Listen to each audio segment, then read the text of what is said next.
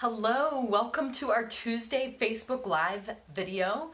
Today we are going to continue celebrating National Physical Therapy Month this October 2018, and we are going to specifically talk about how do physical therapists do what they do. I'm Dr. Jeanette DeWitt, and I am a physical therapist. I'm a certified athletic trainer as well as a certified personal trainer and fitness coach. Today, like I said, we are going to talk about how physical therapists do what we do.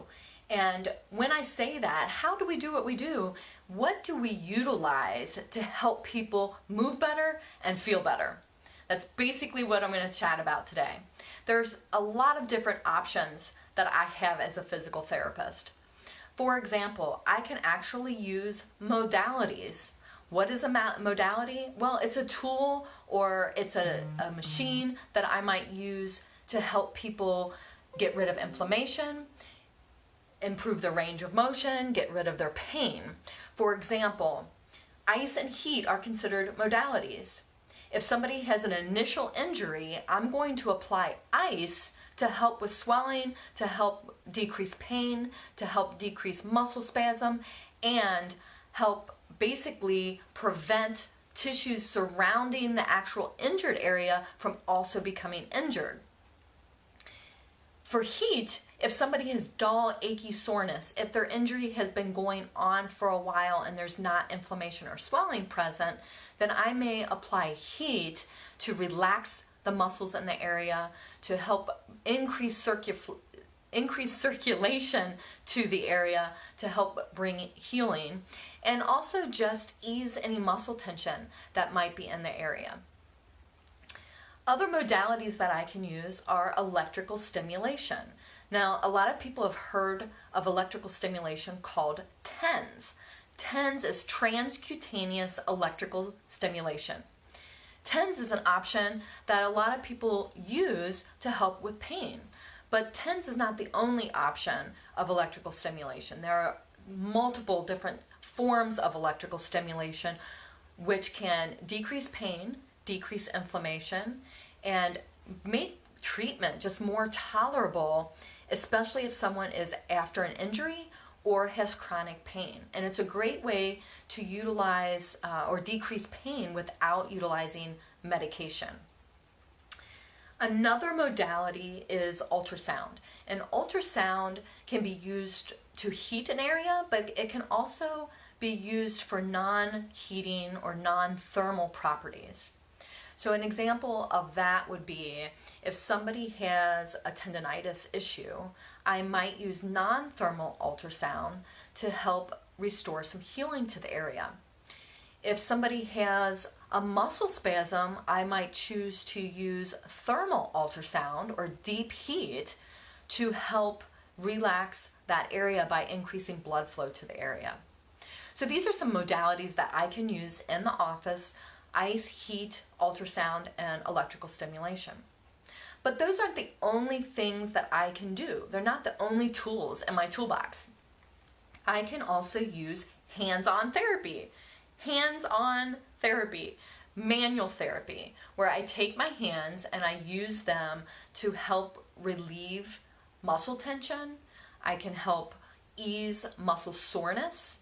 I can also use my hands to reduce scar tissue in the area and scar adhesions that have occurred if somebody has had surgery and they haven't been able to move their body part. For example, if somebody has shoulder surgery, there are certain guidelines that us physical therapists have to abide by to protect the repair that the surgeon did.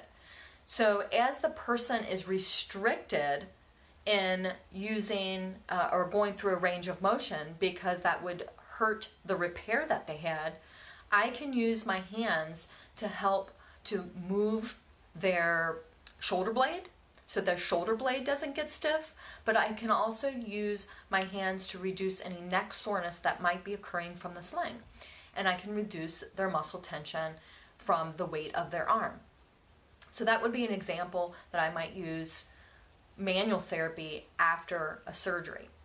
The other thing that I can do is if somebody has chronic pain, has chronic spasming in their low back, I can use my hands to work out some of those spasms and trigger points. And I always like to say a trigger point is a shortened area of the muscle that does not let the muscle contract properly and does not let the muscle stretch properly. And it requires a physical intervention from a physical therapist or a massage therapist to reduce the presence of the trigger point. An easy way to look at that is if my hands are like this and I have a trigger point, now my hands are knotted up.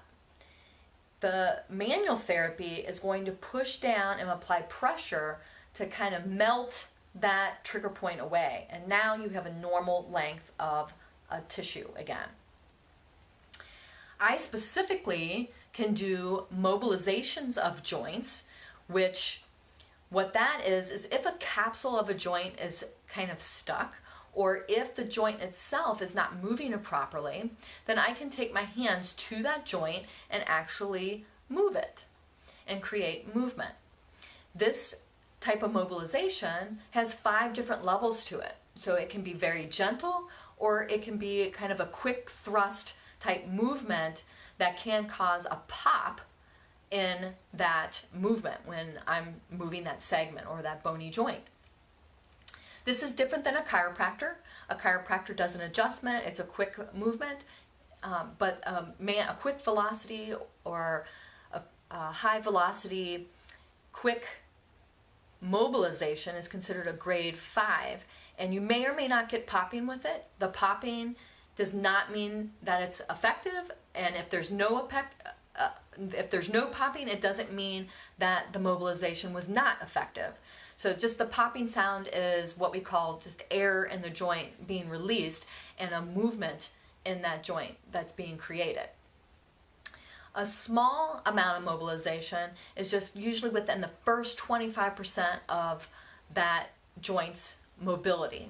For example, somebody who had surgery, you don't want to put a ton of mobility in there if they had surgery to correct mobility. However, you want to restore mobility as you are allowed to do that following the surgery. So there's our examples of joint mobilizations.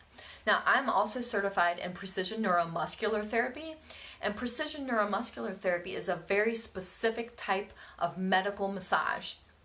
And I can use those techniques through positioning, stretching of tissue, elongating of tissue, mobilizing soft tissue, whether it's muscle or ligament or fascia, which is kind of the connective tissue that keeps everything together. I can utilize precision neuromuscular therapy, also known as PNMT, to reduce muscle spasms, to create mobility, and to ease pain. The other thing that I can do with hands-on therapy is create positions for the person and teach them techniques to do so that they can do some self techniques at home. And that might be with their hands, that might be with tools like a running stick, which is a flexible stick to help do self-massage techniques with, a foam roller, or a tennis ball. These would be all teaching techniques I could use to teach people how to help themselves at home. Another thing that physical therapists really specialize in are therapeutic exercises. This is where I can take positions or specific exercises and prescribe them for a person who's coming in to relieve their pain, to restore motion, to increase strength, to increase endurance, and basically get them back to doing the things they want to be able to do. The key about therapeutic exercise is that knowing the right exercise for the right person at the right time. So if somebody's just coming back from a knee injury, it would be wrong to have them do a bunch of jumping activities. That's the right exercise at the wrong time for the wrong person. However, giving them an exercise to help bend their knee to get their motion back would be very appropriate. That would be an exercise prescribed for the right person at the right time, and it's the right exercise. So different exercises mean different things for different patients or people at different times. And it's the job of the physical therapist to prescribe the exercise correctly. Now, another thing that physical therapists do is create fun activities. For example, if you're an athlete and you want to get back to playing basketball, you need to have a basketball in your hand as soon as possible. Maybe you had a knee injury. Well, we can do exercises with you sitting in a chair, bouncing a ball with your hands to keep your arm strength while you're also working on your core while you're sitting. So we can do abdominal exercises sitting while you're bouncing a ball, and then we can incorporate seated exercises for your knee as you're coming back to help with strength. So there's a host of activities we can do to make it fun for your sport. If you don't play a sport, but you want to be able to get down on the floor to play with your kids, or you want to get down on the floor to play with your grandkids, we can actually create activities that will help you get up and down off the floor. We'll first work on strength, and then we'll make sure that you have arm strength to be able to push up off the floor. We'll make sure that you have hip and knee mobility to be able to get into the position of kneeling and coming up off the floor. And then we'll also work on strength, maybe through squats or lunging, to be able to push through your leg to stand up from the floor.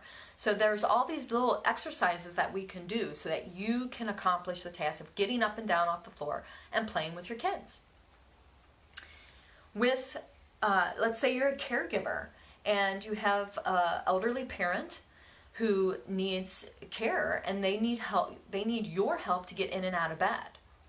We can help the elderly parent improve their strength and their balance, but we can also help you by teaching you ways to protect yourself when you're helping to transfer them or help them get in and out of a chair, help them get in and out of the bed. We can teach you techniques so you don't hurt your back or strain your muscles trying to help someone else. Another example would be if you're an office worker. We can help you develop a workstation so that it's not stressful and straining on your muscles to be sitting at a computer all day. We can teach you stretch breaks and posture breaks. We can teach you how to set up your computer station and the level of the eye monitor or the level of the monitor to be at the level of your eyes. We can teach you how to use the keyboard and how to set up your chair in relationship to the keyboard. So there's a lot of activities that physical therapists can do, whether it's sports specific, whether it's being a parent, whether it's being a caregiver or an office worker. These are all things that therapists can help with to make sure that you are performing at your best. Now, beyond physical therapy, physical therapists can help through the whole life spectrum. We can help prevent injuries by teaching good exercise to keep people strong so injuries don't happen. We can teach exercises during the rehabilitation process so that the pain is down, the motion is coming back, the strength is coming back, the endurance is coming back so that you can get back to doing what you want to do. And we can also help you maintain a healthy lifestyle and maintain good overall fitness. We're happy to help you throughout this entire spectrum, whether it's preventing injuries, whether it's helping you heal during an injury, or helping you keep healthy and prevent a re-injury from occurring by maintaining your fitness. We can help with your fitness goals, we can help with your weight management goals, and we can do a lot more based on the goals you have for yourself in your healthy lifestyle. When you share what you want for your overall wellness, we can share what we know to help you get there. For more information about physical therapy that might be specific to you, whether it fits into a prevention program, whether it fits into an actual rehabilitation program, or whether it fits into more of a fitness program, please don't hesitate to contact me at 262-842-2220, or just email me directly at Jeanette@DeWittPTWellness.com. Thank you so much and have a great day.